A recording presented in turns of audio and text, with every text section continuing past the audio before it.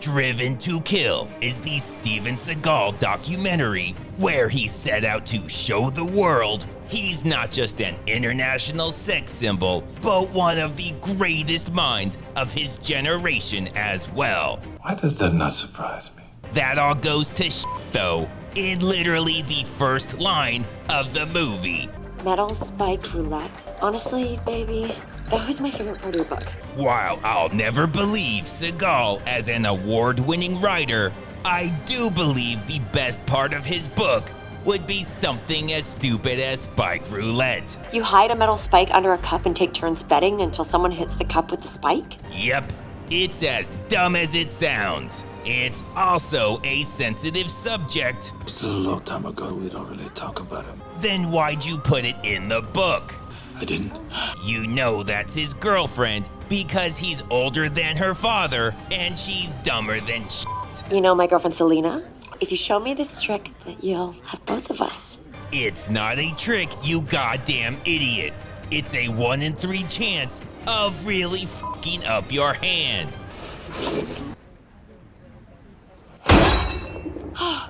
Amazing work, Seagal. You managed to pull off what was the most likely outcome. Oh my God. I'm sure Selena's going to be thrilled that her friend pimped her out so you could see Seagal slap a paper cup. How do you lack so much self-awareness that you don't see how stupid all of this is? The trick was just to not give a fuck. Seagal is working on his groundbreaking new novel that's made up of nothing but fart sounds, or possibly the script for this movie. They're pretty much identical. He then gets a phone call, and whoever's dubbing his voice gets to show off the terrible accent he'll sometimes have throughout the movie. She's marrying Stefan Abramov. So he flies out to New Jersey for his daughter's wedding and tries his best to blend in, but this cabbie's not buying it. California? Is that obvious? Nothing about Seagal says California. You don't get sandwiched amongst enough people, you wind up never knowing it. What the fuck are you talking about? Seagal tells him to pull over so he can call a different cab and waits in this Russian bar where he finally remembers what his real voice sounds like. Please tell everyone. Yeah, I'm back here. This old man then drops the bombshell that he and Seagal's enemies have read a book about Seagal's life that hasn't even been written yet. The guy in California is writing a book about your life. I read it. I think your enemies read it too. Before we can even process what that means about time as a linear concept, we're interrupted by a Seagal power fantasy You offended us. You'll need to be punished. where he punches with so much force that it not only shatters the cup, but reality itself as the cup then fully reforms. Oh, fuck. This guy wasn't planning to battle Dr. Steven Strange Seagal, and after watching him shapeshift back and forth from fat to thin, he tries to weasel his way out of it. I'm not like you. I'm just a pretender. Sorry, bro, but jokes aren't going to save you because Seagal doesn't get them. This is Terry, the new husband of Seagal's ex-wife. It's not clear if he's a hero or a villain. We'll have to keep an eye on him. So Seagal stops by, and while Terry is a passive-aggressive dick, Terry Goldstein. I'm also a defense attorney, so I defend guys like you. You must be Ruslan, the guy who writes the snuff books. Seagal goes straight for the fucking jugular. Сразу гостю пустили? Я бы тоже не отказалась. The real question is, where did her life go horribly wrong that she's in a love triangle with these two? Oh well, Seagal's here to see his daughter and her fiance. Nice to meet you, finally. My name is Stefan Arbarn. Then, the day before their wedding, Seagal gives his daughter a ring out of nowhere and expects it to be her wedding ring, like that's not weird as fuck. and she agrees. Why don't I put this over here for the wedding ceremony? First Seagal movie, huh? And that's not even the most bizarre thing in this short little scene. Go to the hotel and get changed and meet you at the church. Who the f is this? I don't know, but they're fucking terrifying. The good news is that thing leaves. The bad news is they hired the worst florists of all time. Now, Seagal's at a bar getting shit-faced because he knows just how goddamn stupid everything's about to get. You better take another shot. He calls the house, and for some reason the police answer the phone. Something's happened here. I need you to talk to my sergeant. You didn't even ask who he is or why he's calling. Why the f does he need to talk to your sergeant? Seagal figures this is dumb, but if he goes there in person, it can get so much dumber. So he takes a taxi to the house, then he does the perfectly normal thing and steals a cop's badge. They bring his daughter down, who's in bad shape. Stab wounds, concussion. She's critical. Look, guys, I know there's a lot going on, but maybe before you get all the detectives out here with the forensics team and the guy you talked to on the phone who had time to call a taxi from a bar, just maybe before all that, you should get the critical patient to the fucking hospital, you incompetent fucks. And that goddamn oxygen mask isn't even plugged into oxygen. What the fuck is wrong with you? And this lady actually has the gall to hassle him. Sharp dresser. Can't you see the badge, lady? Get off his fucking back. Where are you from, Detective? The 2-6? Luckily, Seagal gets out of it with some quick thinking. Yeah. Smooth, Seagal, smooth. Like hell. That's my number. What the f is this? Never mind, he's a fucking idiot. He's the father. Yeah, it's real sad that she's your daughter and all, but just deciding I'm a police now is some really crazy shit. Somehow, nobody ever mentions this again. And why the f are you guys still here? Then Seagal actually suggests this. We gotta be in agreement. Nobody can know my daughter's still alive. Sure thing, you complete fucking psycho, who 5 minutes ago was pretending to be her. Of course, they go along with it. Works best for us, too. Because this movie's total garbage. And god damn it, wash your face, your pores are disgusting. So now he's at the hospital with that accent again. That's my daughter. And he does what any grieving father would do and gives the doctor his number. You call me at this number. I'm pretty sure this wasn't a part of the movie. They just forgot to turn off the camera here because she looks absolutely terrified. The detective doesn't want to be left out of the show. Do you promise you won't share the fact that she's alive with anyone else? It'll damage our case if the killer finds out. First, he's not her killer because she wasn't killed. I do agree with your second part. The victim not being dead would be devastating to that murder case, you shitty fucking detective. So Seagal breaks into Terry's house and just waits at his desk like a creep. I guess I should have knocked. He does this so Terry can tell him how awesome he is. I don't have the same skills as a man like you. You're a dangerous man, Ruslan. Now he wants Seagal to get the f out. Why does that not surprise me? So he gives him the phone number of a gun dealer. I'm gonna write this man's number down right now. But writing numbers is really hard. So he scribbles nonsense on the paper instead. I don't know what kind of phone Seagal has, but he somehow makes it work. The guy he meets is a true professional. We're not gonna use any names. Ruslan from LA. That's a name, face. Seagal pretends to want to buy a shitty little revolver, but then shoots him with his money.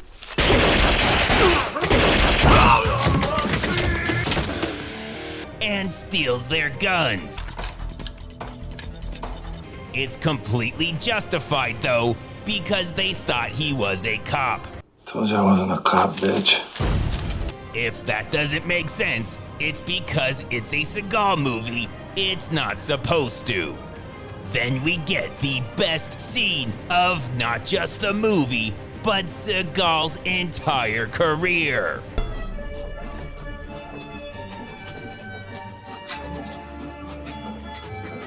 And now, back to the dog shit. Since there's only one pawn shop in all of New Jersey, Stefan and Seagal's body double check it out and just happen to find the stolen wedding ring. If you study the stone up close, it's flawed. So Seagal viciously attacks the clerk and walks out. Now that they've bravely assaulted the elderly business owner, they talk about their next move. Did you hear the address he gave me? Nobody gave anyone any address. What the f*** are you talking about? You know what? Who cares? They magically know where to go, and that accent is f***ing terrible. Believe me, we won't need one. This is the point where I assume the director finally had enough of Seagal's bullshit and walked out, leaving Seagal to do all the dumb shit he wants. They arrive at the address from the scene they forgot to film, and Seagal starts spraying bullets everywhere. Jesus!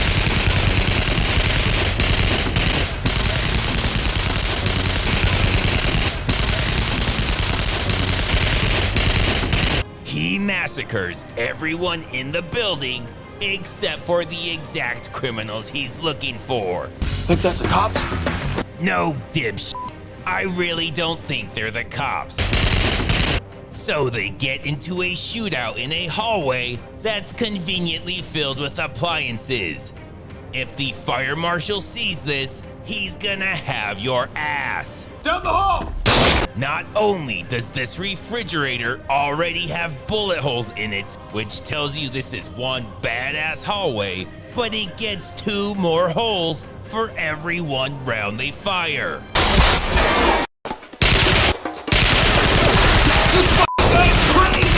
Oh really? The active shooter who's been unloading into anything and everything is crazy? No fucking shit.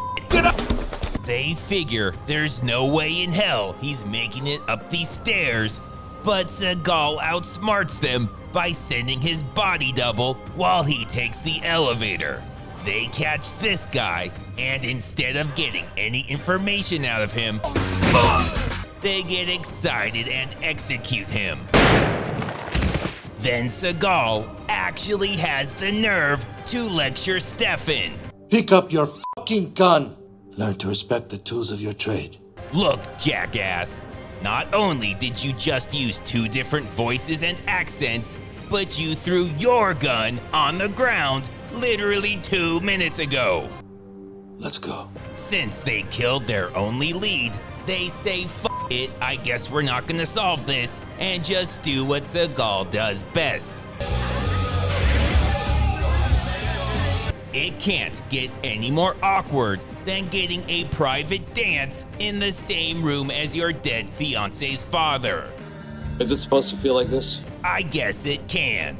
Anyways, realizing the movie's not going anywhere and Seagal's content to just ride the rest of it out in the strip club, the bad guys say f it and go to him. Ruslan!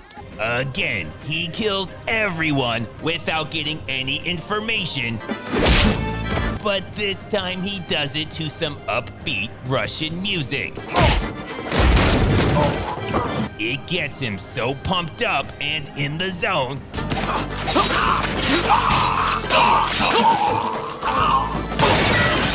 that he just starts slaughtering random customers.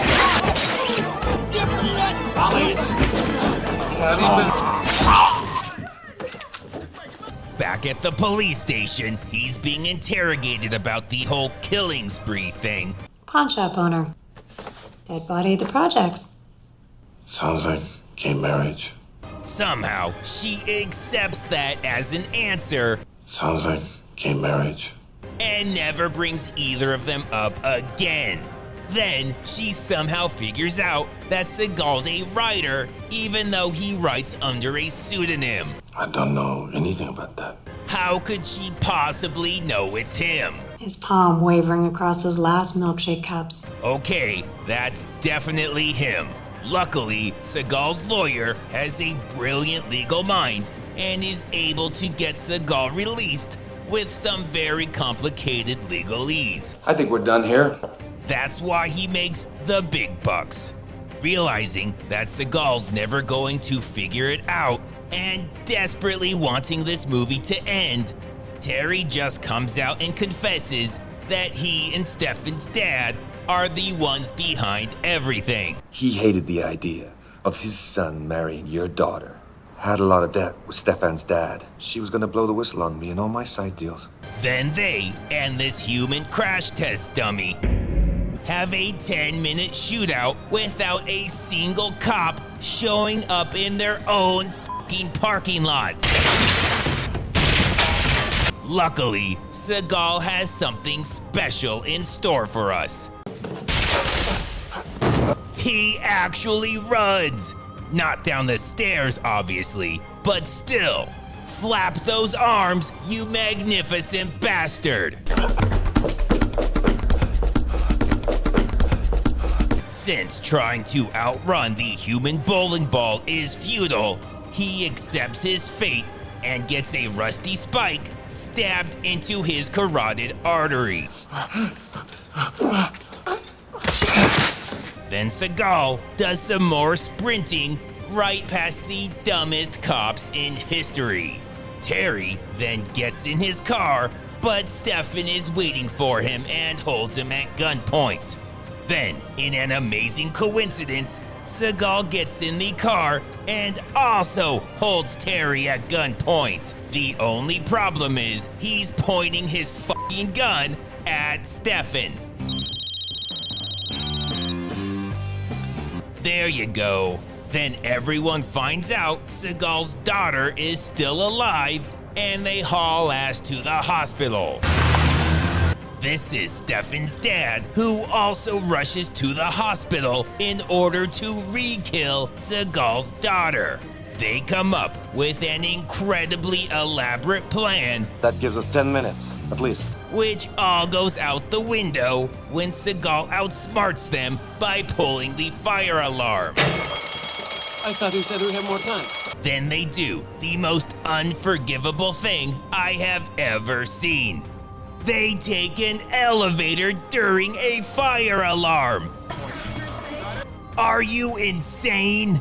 Speaking of, all these people know is there's a fire alarm, so they do the smart thing and barricade themselves in a room. If that's not stupid enough, what they barricade the door with is this rack that's on fucking wheels. I'm sure whatever you're hiding from would find that mildly inconvenient. How are you guys doctors? Now Seagal realizes he needs to pad the runtime if he's going to hit 90 minutes and has a shootout with the bad guys that goes on for what feels like forever. And nobody even gets hit.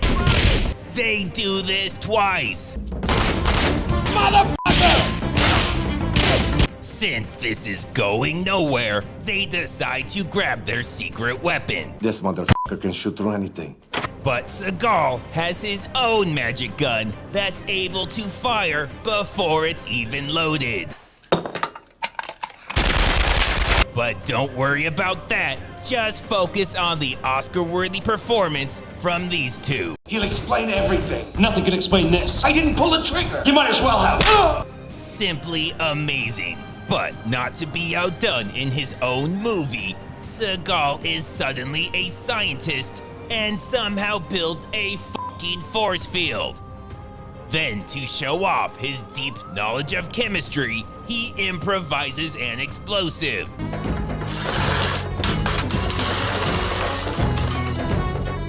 Now that he's created a scientifically accurate nuclear bomb, he takes out the last henchman. So now it's just Seagal and wannabe Putin who have a final fight to shitty Russian-sounding music. That's a real back-and-forth struggle. Now that he's saved the day, Dr. Seagal goes to his daughter and, using his advanced medical training, wakes her from her coma. Wake up, my daughter. Daddy? Oh, for f***'s sake.